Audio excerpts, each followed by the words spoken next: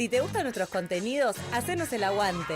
Sumate a la comunidad de Aijuna. Tu aporte es fundamental para que la radio siga sonando. Suscríbete en aijuna.fm.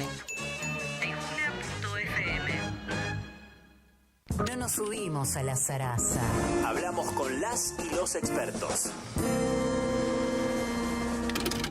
Bueno, cuando termine Julia Merediz, vos ya sabés que después a la tarde tenemos los contenidos de Aijuna circulando en el YouTube. Le metés la campanita también a Julia, ¿eh? Hablamos un poco de derechos humanos en esa clave, como siempre. Julia, ¿qué tal? Buen día. ¿Cómo andás? Bien. Muy bien, muy bien. Bueno, hoy no es nada muy distinto de lo que venís trabajando hace varias semanas, tanto en este programa como en el cruce en general, y tiene que ver con las políticas o las no políticas de derechos humanos, sobre lo que para el gobierno nacional es una reforma del Estado y que todos entendemos y sentimos como un desmantelamiento. Sí, ese desmantelamiento así muy sistemáticamente, muy sencillamente eliminó 200 áreas, 10 ministerios, alrededor de 45.000 trabajadores y trabajadoras.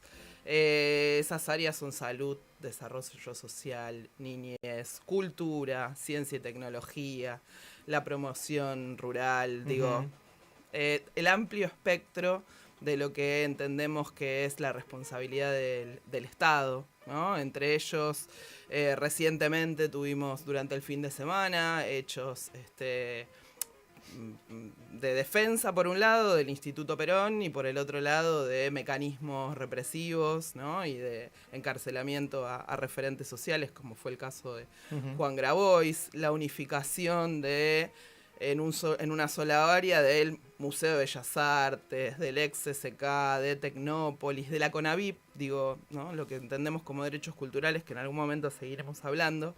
Pero en particular... Y lo que hay anunciado, además. Lo que hay anunciado, ahí todo esto. El INTA, el INTI. El INT, que ustedes estuvieron trabajando la semana pasada.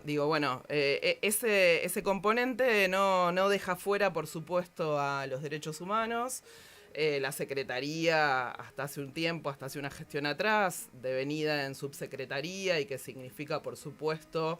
Para este gobierno la palabra es ahorro, ¿sí? Del 40% del presupuesto, de 9.000 millones de pesos, que representa el 0,00002% del Producto Bruto Interno, y el 30% del personal. En el marco de ese personal y de la subordinación al Centro Internacional para la Promoción de los Derechos Humanos está incluido el Museo de la ESMA. Y la última semana fue desvinculada de su función como directora ejecutiva Maiki Gorosito, que fue desplazada además por una funcionaria no nombrada, como suele ser también una práctica en este gobierno, que se llama Ana Belén Mármora, que es una abogada antiderechos, que pasó por el Ministerio de Capital Humano y que ahora está a cargo de este Centro para la Promoción de los Derechos Humanos, y que está a punto de nombrar una reemplazante para el Museo de la ESMA, que además es patrimonio de la UNESCO. Los perfiles son destructivos, digamos, porque no digo de la gente que viene, porque uno puede ahí incluso entre un gobierno y otro jugar con decir, bueno, mira, tengo otra mirada, pero otra mirada u otra manera de gestionar esta política pública, vengo yo, vamos a trabajar otras líneas. No es así. No, pero sí hay una justificación, ¿no? El ministro de Justicia, Mariano Cuñoli Barahona, que también sabemos su pedigré, ¿no? Dice clarito, ¿no? Que ahora nos vamos a encargar de garantizar todos los derechos humanos. Recién venís de hablar de el tema de el abuso policial, por ejemplo. Me parece que eso no lo estarían pensando. Y no defender un sector ideológico partidario.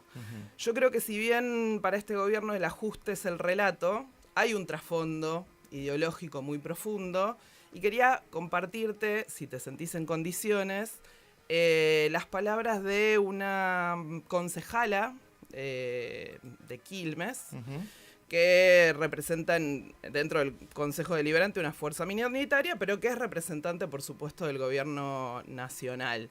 Así que le voy a pedir a Lore si podemos escucharla un segundito.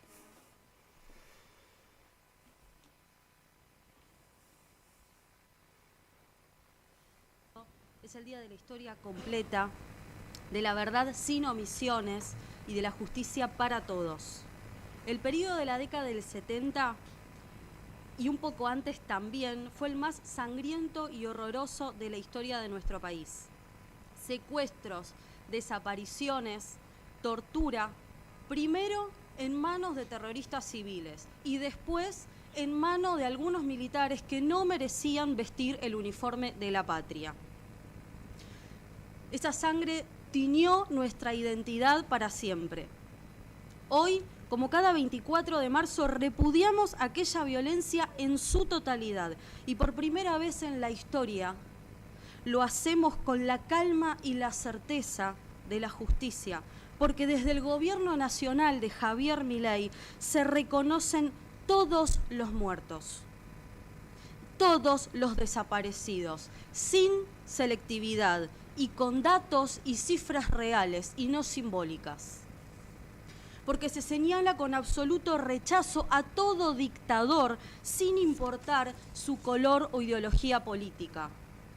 Porque, señora Presidente, si les duelen los muertos pero solamente de un lado y les hierve la sangre solamente cuando el dictador viste uniforme militar, entonces estamos ante un problema moral y una falta de humanidad enorme.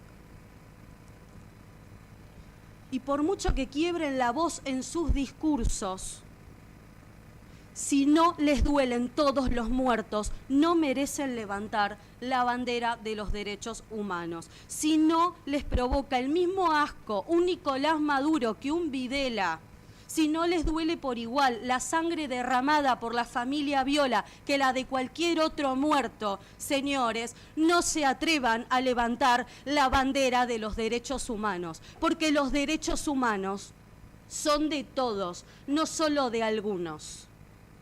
Y si la indignación y el dolor se les condiciona por la ideología política, entonces sepan que esa es la razón por la cual el pueblo argentino ha dejado de confiarles no solo el gobierno, sino el relato, que se les ha caído. Muchas gracias, señora Presidente. Bueno. Fue en el marco del 24 de marzo, Honorable sí. Consejo Deliberante de Quilmes. Exactamente.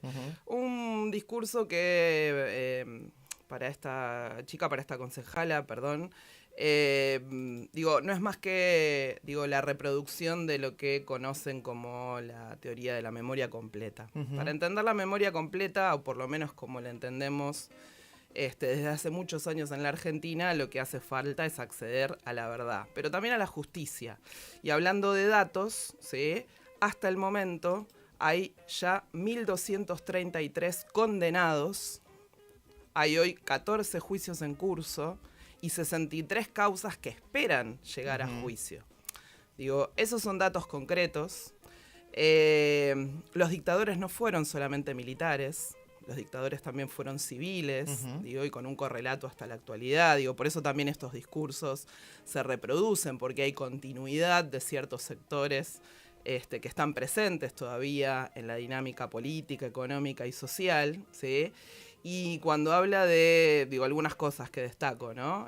Cuando habla de cualquier muerto, no hay cualquier muerto. Hay 30.000 personas con nombre, apellido, historia, igual que cualquier otra que ella pueda nombrar.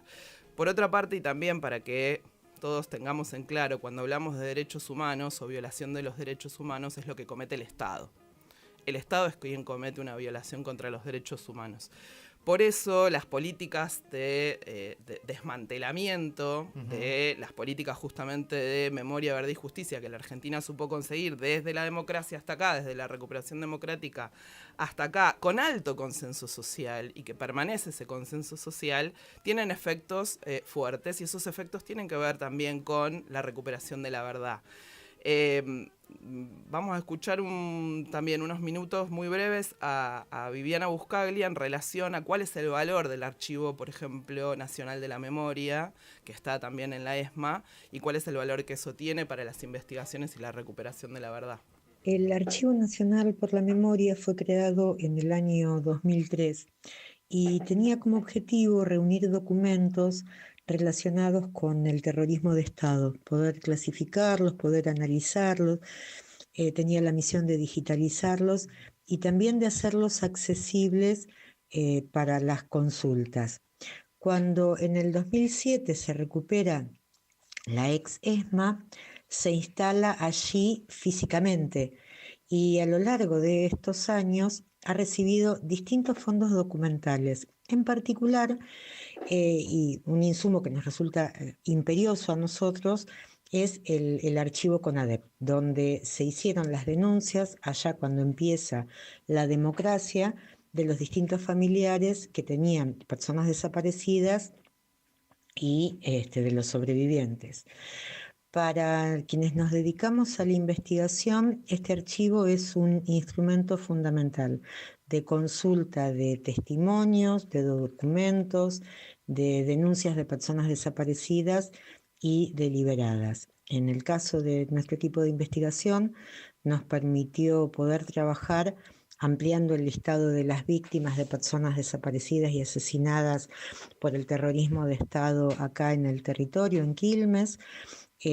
Pudimos analizar, buscar relaciones entre los secuestros, buscar nuevos sobrevivientes, buscar nuevas víctimas y fundamentalmente poder trabajar con estos sobrevivientes, con los familiares de los desaparecidos en procesos de reparación simbólica y en lo que tiene que ver con el escenario judicial. Pudimos llevar a las nuevas víctimas ante la Fiscalía para que pudieran ser escuchados en el escenario judicial y se pudiera lograr una sentencia, en el caso del año pasado, por los crímenes perpetrados en el Pozo de Quilmes, en la brigada de Banfield y en la del Infierno. Bueno, esto en cuanto a sirven estos espacios y cuánto han aportado incluso a las causas judiciales, ¿no? No solamente en términos concretos de recuperación de la memoria y lo que significa para los familiares, lo que significa para los sobrevivientes y para lo que significa para toda la sociedad argentina, sino también el aporte que eso hace en términos judiciales. Por último, para cerrar y tener en cuenta, estos desmantelamientos que ellos llevan adelante y que me parece que están fundamentados en una línea de pensamiento que es bastante sistemática y que aparece en distintas áreas del Estado. También es plantear que, estas políticas de memoria, verdad y justicia, la construcción y la consolidación de más de 400 sitios de memoria en todo el país, el hecho de que en un sitio como en el de Quilmes circula en promedio 50, 70 pibes por día y que durante el año ya hayan transitado más de 2.000 personas conociendo, nos da cuenta de que tenemos muchos anticuerpos frente a estas cosas y quería compartirles lo que piensa Hugo Colabone, que es el subsecretario de Derechos Humanos de Quilmes al respecto. La ESMA, desde el 24 de marzo del 2004, que lo recuperó Néstor, y que lo puso como uno de los, más significativos ex-centros de detención, cumple todavía un papel importantísimo en las políticas de derechos humanos. Que hayan echado ahora a Maiki Gorosito, que lo que es el museo de la ESMA ya no tenga casi visitas, es parte de no solamente el negacionismo de este gobierno, sino la reivindicación de aquellos militares que hicieron el genocidio en la dictadura cívico-militar. O sea que estamos en este momento en un retroceso de las políticas de derechos humanos. Y como sabemos hacer los argentinos, en algún momento vamos a recuperar esas políticas. Siempre se ha luchado, siempre se ha resistido, y en eso no tengo la menor duda de que vamos a seguir adelante para recuperar la memoria, la verdad y la justicia. Hugo Colabone. Hugo Colabone, conocido de la zona. Bueno, por ahí andábamos. Sí, pensaba en también todo el impacto internacional que han tenido las políticas de derechos humanos en la Argentina. que han sido ejemplo, incluso ejemplo de la creación de sitios de memoria, digo, Exacto. ¿no? Un ejemplo en toda Latinoamérica, el primer sitio de memoria estuvo acá. Exacto. ¿Sí? Allá, en la Mansión Seré fue el primero. Y muy gradualmente otros países de América Latina toman las experiencias argentinas al respecto. Que desmantelar esto también va a tener un costo internacional.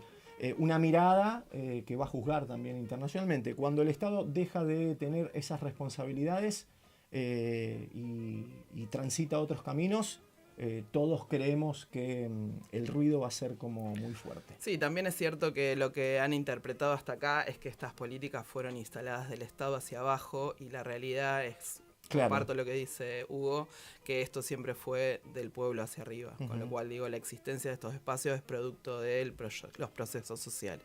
Julia Meredith pasó por acá en esta jornada. En un ratito ya nos metemos con el cierre de la jornada. Hablamos un rato con el profe Gustavo de Martín.